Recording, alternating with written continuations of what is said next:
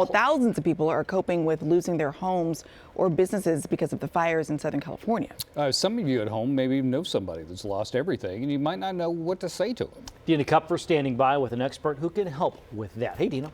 You know, sometimes we want to be there to support, but what to say, you don't really know unless you've gone through it. And even then, you don't know how that's going to hit with somebody else, right? So we do want to bring in Monica Fay, who is actually a professional organizer, Monica, but you really do focus on the mental and emotional aspect of stuff, of people's items. And I want to start this interview with something I just found on social media this morning. It's the LA Wildfire stuffed animal recovery list.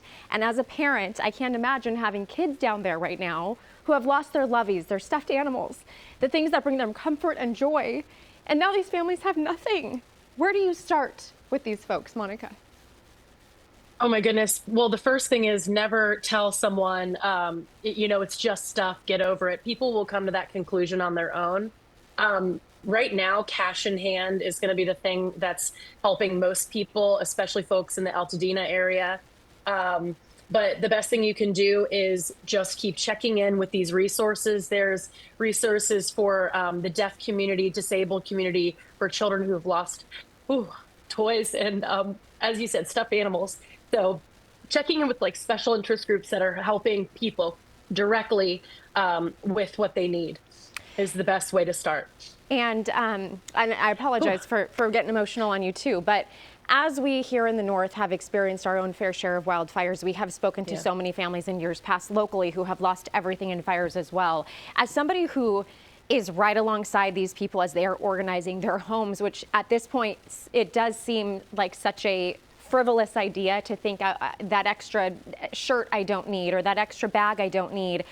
What are items when you're working with people that you find are the most sentimental that we should take note of right now if we were ever in a situation where we needed to evacuate ourselves?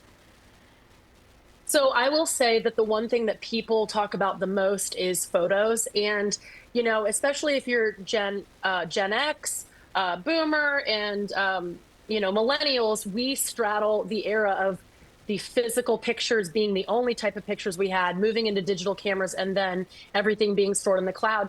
So just for future thinking, if pictures are going to be the most sentimental for most people, so get those digitized so that that's not a problem.